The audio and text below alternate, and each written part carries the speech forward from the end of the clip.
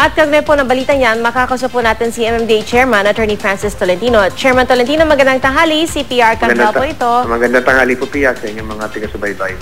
Chairman, pinal na po ba ito na pagdating po sa susunod na buwan, bawal na ang mga provincial bus sa EDSA?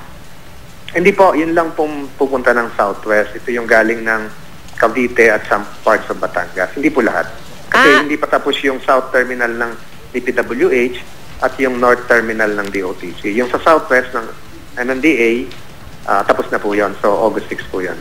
Pero yung balak po ba ay eventually lahat ng provincial bus? Yes, 8,200 buses. Okay. Yung next month, yung 1,000 plus buses, Chairman? Yes, yun lang po yan. Yun lang po yan. 1,000. Okay. Yun na una. So, kailan tingin nyo maipatutupad yung complete provincial bus ban sa EDSA? Siguro before the end of the year. Okay. And pag sinabi natin, Chairman, na 8,000 buses ang mababawas. 8,200. At mga, siguro, let's say, from Timog to Ayala, gano'n na kaya kabilis ang tansya nyo magiging travel time? Hindi ko ma-project yan. I don't want to raise public expectation. But it will, in terms of road space occupancy, malaki mababawas. In terms of mobility, siguro magkakaroon ng increase that I cannot precisely predict, although we have studies that would show a marked increase in travel time. Alright. Pero, Chairman, yung, let's say, kapag naipatupad na nga, itong provincial bus ban, yung bus segregation scheme, tuloy pa rin po yun? Tuloy pa po yan.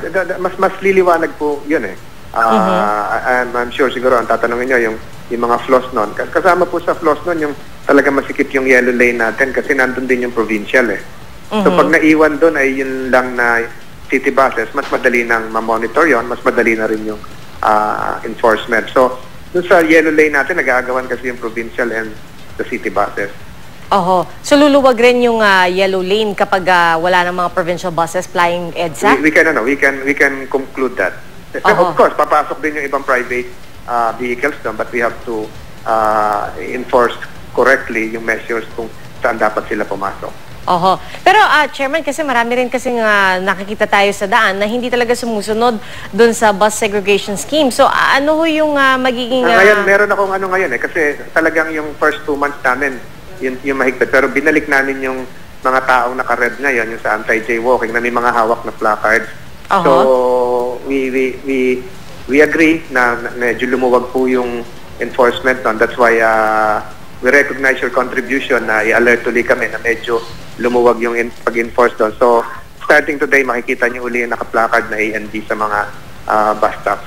Pero, Chairman, monitor ho ba or will you be monitoring kung ilan po ba ang nahuhuli na lumalabag dito sa bus segregation scheme para makita kung talagang meron po naipatutupad ito? tayong records niyan. In fact, tinetext sa akin yan every day. Not only that, pati yung mga dumadaan sa underpass. So, meron po tayong records niyan which can be checked and validated. On the average po, Chairman, ilan ho ba ang nahuhuli sa isang araw na lumalabag dito? Hindi ko hawak yung records mo, pero hindi naman ganong kalakihan kasi yung ibang tao namin nakatutok din, naka-multitasking to for other items. But starting today, nagsimula ulit tayo ng paghihigpit yan. Alright, Chairman. Siguro paalala na lang din po doon sa ating mga kababayan na sumasakay po doon sa mga bus dahil hindi naman po titigil ang mga bus sa kung saan-saan kung wala ring nag-aabang sa kung saan-saan. At saka kung hindi nila ipapala kung saan-saan. Minsan po kasi nag-i-insist yung pasahero na ibaba sila kahit hindi sa tamang sakayan. Alright, Chairman. Maraming salamat po. MMDA Chairman Attorney Francis Tolentino. Magandang tanghali po.